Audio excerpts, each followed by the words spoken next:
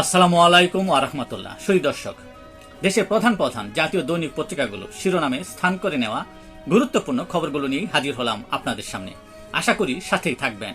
শুরুতেই Iran Israel যুদ্ধের খবর সহ আন্তর্জাতিক খবরে যা যা থাকছে। ইরানের প্রত্যাঘাতে বিস্মিত ইসরায়েল। ইরানি ক্ষেপণাস্ত্রের ছিন্ন ভিন্ন অংশ থেকে তেল আবিবে আগুন। ইরানকে শান্তিপূর্ণ পরমাণু কর্মসূচিতে সহায়তা দেওয়ার ঘোষণা রাশিয়ার। যুদ্ধে জড়াতে পারে যুক্তরাষ্ট্র। যুক্তরাষ্ট্র যোগ দিলে সবার জন্য বিপদ বলে জানিয়েছেন ইরানের পররাষ্ট্রমন্ত্রী। প্রশান্ত মহাসাগরের দিকে যাচ্ছে যুক্তরাষ্ট্রের B-2 বোমারু বিমান। শঙ্কা কাটেনি সর্বাত্মক যুদ্ধে, বহু মার্কিন ঘাঁটি থেকে হামলার ছক।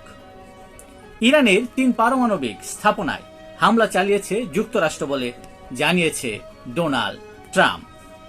ইরানে হামলার পর জাতির উদ্দেশ্যে ভাষণ দেবেন মার্কিন প্রেসিডেন্ট ডোনাল্ড ট্রাম্প।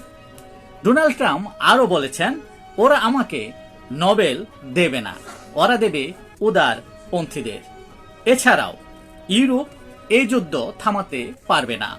ইরান আমার সঙ্গে কথা বলতে চায় বলেও জানান ডোনাল্ড ট্রাম্প। আজীবন ক্ষমতায় থাকতে ইরান যুদ্ধকে ব্যবহার করছে নেতানিয়াহু বলে জানান মার্কিন সাবেক প্রেসিডেন্ট বিল ক্লিন্টন। ইউক্রেনের পুরোটাই রাশিয়ার বলে জানান পুতিন। প্রতিক্রিয়ায় জেলেনস্কির কড়া নিন্দা। অ্যাপল, ফেসবুক, গুগল সহ বিভিন্ন সামাজিক যোগাযোগ মাধ্যম ও সরকারি পরিষেবার 1600 কোটি পাসওয়ার্ড ফাঁস হয়ে যায় এ যাবৎ কালের সবচেয়ে বড় তথ্য ফাঁসের ঘটনা বলে বর্ণনা করেছেন গবেষকরা।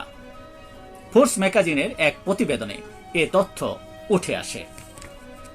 এই ছিল আজকের প্রধান প্রধান দৈনিক পত্রিকার শিরোনামে স্থান করে নেওয়া গুরুত্বপূর্ণ সংবাদ শিরোনাম, যা নিয়ে এতক্ষণ আপনাদের মাঝে উপস্থিত ছিলাম। আশা করি আপনাদের ভালোই লেগেছে। আজকের মতো এখানেই, আবারও দেখা হবে আগামীকাল ঠিক একইভাবে। সে পর্যন্ত অবশ্যই ভালো থাকবেন, সুস্থ থাকবেন। আসসালামু আলাইকুম ওয়া রাহমাতুল্লাহ।